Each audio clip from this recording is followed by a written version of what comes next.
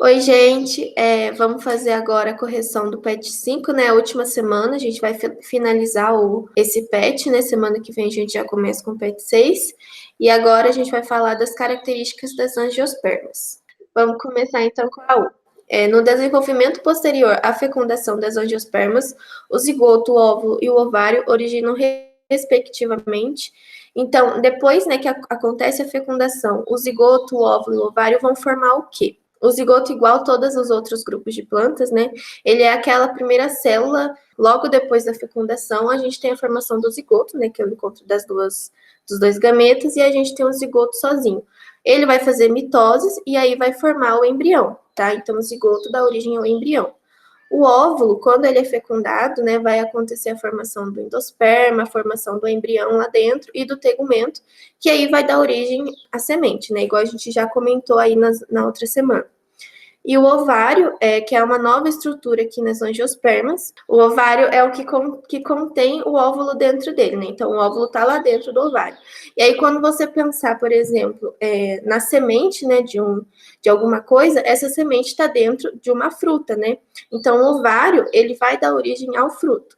Aí, a única alternativa aí que dá certinho, né, na ordem é a letra C, que fala que o zigoto dá origem ao embrião, o óvulo à semente e o ovário ao fruto. Número 2.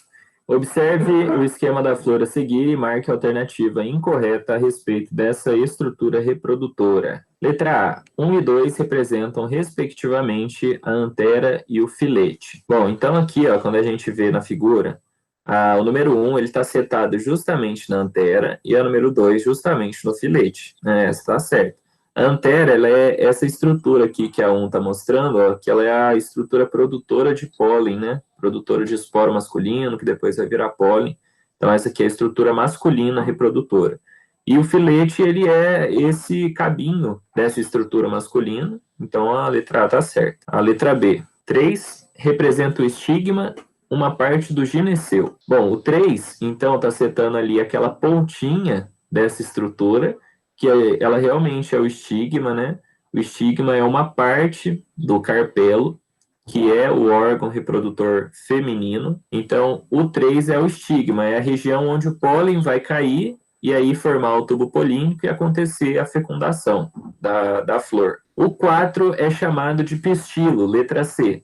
O 4, na verdade, ele não é chamado de pistilo, tá? O pistilo, quando a gente vê as estruturas da flor, ele é o conjunto de carpelos, né? O carpelo, ele é o órgão feminino da flor. E o pistilo, ele pode também ser um substituto aí do carpelo. Então, carpelo e pistilo acaba que é a mesma coisa. Na verdade, a número 4 é o estilete. O 3 é o estigma e o 4 é o estilete, que é esse tubinho, esse canal que vai levar o tubo polínico, vai percorrer ele até chegar lá no óvulo, né? Que está aqui no ovário, que é o número 5. Então, quando a gente faz essa análise, a gente vê que a questão errada aqui é a letra C, né? A letra C, você está falando que o 4 é chamado de pistilo, quando na verdade a estrutura número 4 é o estilete. Aí a letra D ali falando do ovário, né? Que eu já comentei, o ovário é representado pelo número 5, né? O local da produção dos óvulos, então tá certo também. E número 6 é uma estrutura conhecida por sépala, também está correto, né? As sépalas, elas protegem a flor quando a flor ela ainda está fechada, né? Porque quando a flor ela se abre, a gente tem o botão floral. E as sépalas, elas agem justamente fechando esse botão floral, né? Então, elas protegem todas as estruturas da flor naquele momento. E depois elas fornecem uma proteção extra para as pétalas, né, vermelhas, aqui nesse caso. Agora 3. Sabemos que o grão de pólen deve ser levado até a parte feminina da flor para que ocorra a polinização. Em uma angiosperma, o grão de pólen é produzido na região. Letra A, do cálice. Não, o cálice, na verdade, é o nome que a gente dá para o conjunto de sépalas, né? E sépalas, como o Marcos acabou de falar, não está ligado, né, com a produção de esporos de pólen, tá? O cálice está lá para proteção da flor, enfim. Letra B, da corola. Também não. A corola é o conjunto de pétalas da flor, tá? Então, a corola ela está mais ligada com atrair polinizador e não com produzir o pólen. E a letra C, que é da Anthera, que é a alternativa correta, né? É na Anthera que a gente vai ter os sacos polínicos lá, que vão produzir os esporos, que é o pólen. Então, a alternativa correta aí é a letra C.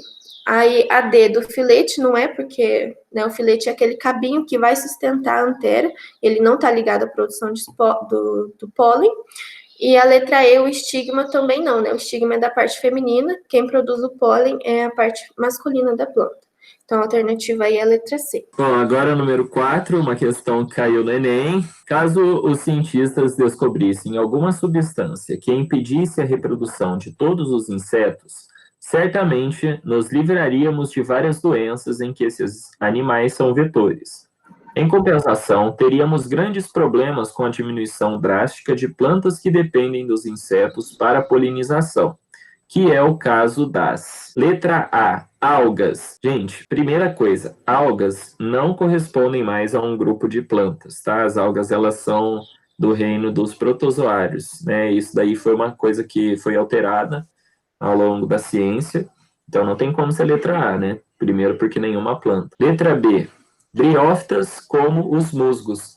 Bom, as briófitas, como a gente viu, foram os primeiros grupos, né, que a gente estudou, e as briófitas, elas nem têm, né, o processo de polinização, então a gente não vai ter acontecendo esse tipo ainda de polinização, que é a polinização mais sofisticada, feita por animais, por insetos, também é impossível ser briófitas, né? A letra C, falando das pteridófitas, como as samambaias. As samambaias também têm produção de esporos, ainda não existe pólen nas samambaias, então também não pode ser samambaias, também não pode ser pteridófitas. E aí fica o dilema entre a letra D e a letra E, porque as gimnospermas, como os pinheiros, no caso ali do exemplo, elas possuem o pólen para polinização, e as angiospermas, como árvores frutíferas, também possuem o pólen como mecanismo de polinização. Só que aí a gente tem que lembrar que a questão, e o Enem ele é muito assim, o Enem ele é muito você entender o que a questão te pede, né? Sempre é assim, sempre tem 3 questões que você anula de cara e 2 que você vai ficar em dúvida. Então, entre essas duas, volta sempre no enunciado da questão e vê o que esse enunciado está falando. Que nesse caso, o enunciado ele fala de insetos, de uma relação de polinização que os insetos têm com as plantas, certo? E aí a gente vai lembrar que as gimnospermas, elas têm um mecanismo de polinização, porém não são insetos que realizam esse processo. O mecanismo de polinização ele é realizado pelo vento, né? É um tipo de polinização de anemófila, que a gente chama de anemocoria. Então, é o vento que faz essa polinização, ele que vai levar o pólen para outra árvore, e não um inseto, não um animal, mas vai ser o vento. E as angiospermas, como árvores frutíferas, têm esses agentes polinizadores, que, nesse caso, são os insetos. Então, a alternativa da questão é a letra E. Agora a questão 5. Assinale a alternativa incorreta.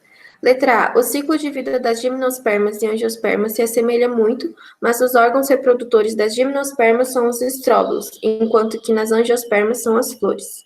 Letra B. As angiospermas são os únicos vegetais que apresentam frutos. C. As flores das angiospermas podem ser classificadas em completas e incompletas.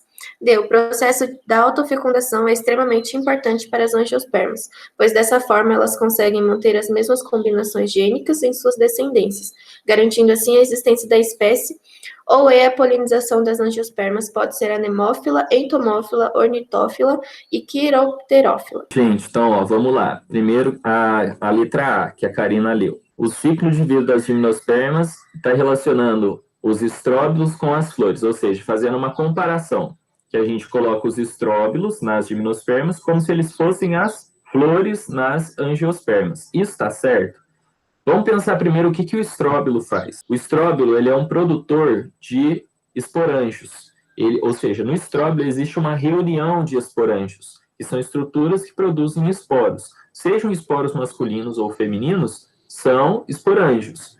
E na flor, a gente tem também esporângios? Claro.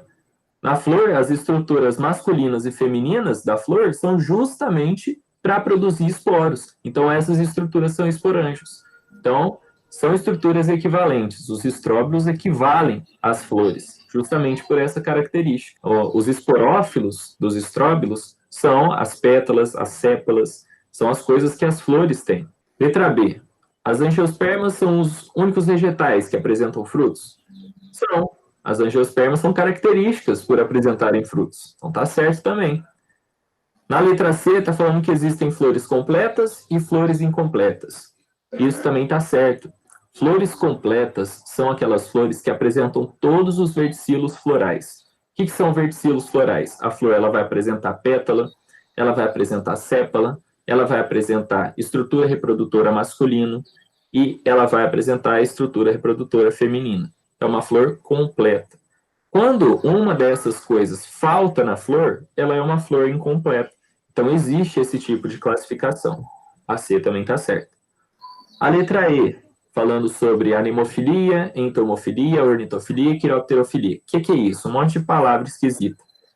Isso daí são síndromes de polinização. E isso significa que, por exemplo, na animofilia é uma flor polinizada pelo vento. Na entomofilia é polinizada por insetos. Na ornitofilia, por pássaros. Na quiropterofilia, por morcegos.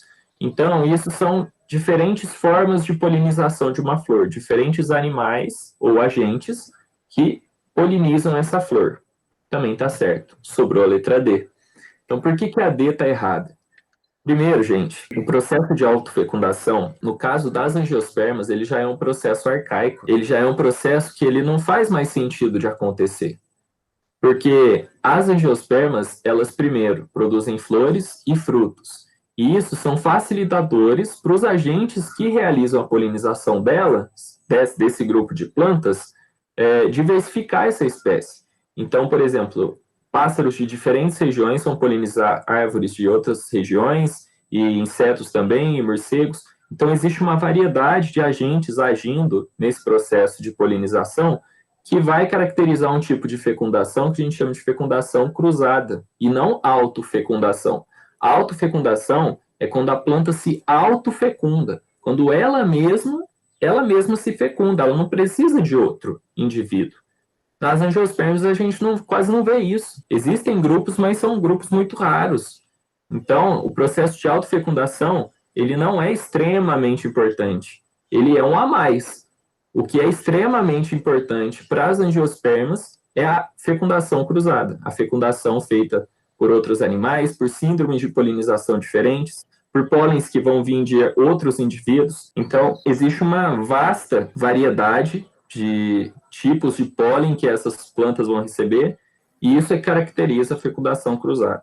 Então, essa questão ela não pode estar certa por conta disso. Tá? A gente tem que lembrar que as angiospermas são extremamente variadas por causa da fecundação cruzada. Então é isso, gente. Essas eram as questões que estavam lá no PET, né? Essa era a última semana. Então, a partir dos próximos vídeos, a gente vai corrigir o PET 6, né? Finalizamos o PET 5. Aí estão as nossas redes sociais, né? Se vocês quiserem seguir, curtir. Se vocês tiverem com alguma dúvida, manda uma mensagem lá. E é isso. Até o próximo vídeo. Até mais.